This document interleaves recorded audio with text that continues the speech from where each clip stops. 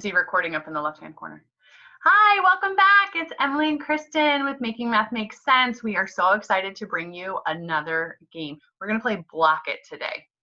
Block It is a game that you can definitely play in class, but we have changed it to make it digital so kids can do it from the comfort of their own homes or on their own Chromebooks.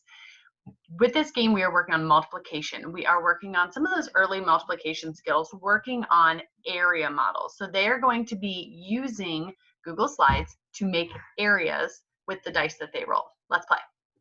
All right, so the first thing we're gonna do, we're gonna come up here, we're gonna click on that word dice, select 2 dice. I rolled a 1 and a 6, so I need to decide if I want to make one group of 6 or if I want to make 6 groups of 1. I think I'm going to go ahead and turn it into one group of 6.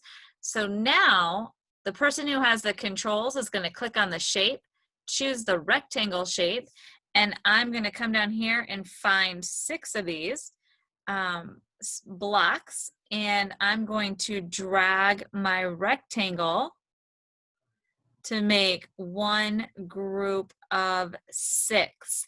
And now I am going to fill this in with the color of my choice. I'm going to choose to be pink today. So now I have done one group of 6. Below here, we're not going to model how to do this, but underneath here, you'll see we do have the space for your students to record their equations. I would type here 1 times 6 equals 6. So right now, the total area that I have covered on that board is 6 squares. And then Emily would be player 2. At the end, because we're going to keep track of our total area here by continuing to add each area together, we'll be able to see who the winner is because that'll be the person who's covered the most area. Now you can decide to play this Tetris version, which is kind of what I have in my head every time I play this game, and that's where you start at the bottom. And then when Emily rolls hers, she would have to connect it somewhere on mine. You don't have to play Tetris version. That's just one of the different ways that you can change it up. All right, so Emily, we're going to roll your 2 dice. Oh, well, you have a 1 and a 1. Oh, awesome. I'm going to make one group of 1. And where would you like your one group of 1? Can we go all the way in the left corner?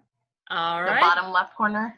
Now we're playing the Tetris way because that's Kristen's favorite way to play. When I play this with my students in my class, I let them pick, and a lot of times kids like to go wherever they want on the board. They don't fill the bottom and go up.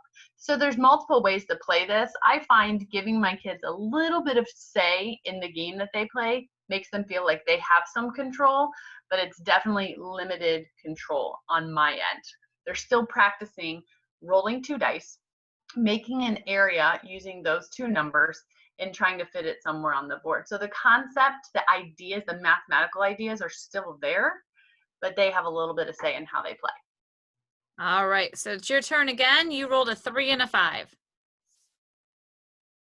I'm going to do 3 groups of 5, and since we're playing the Tetris way, can you put it down in between my orange and your pink, please?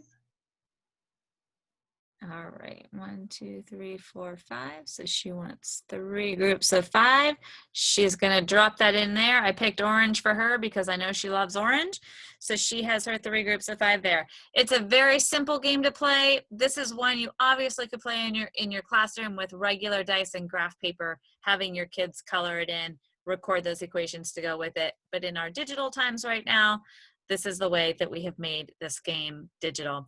And we did put the little icons right here to make it easy for your kids to find those directions as far as making the rectangle and filling the paint, clicking on that paint bucket to choose their color.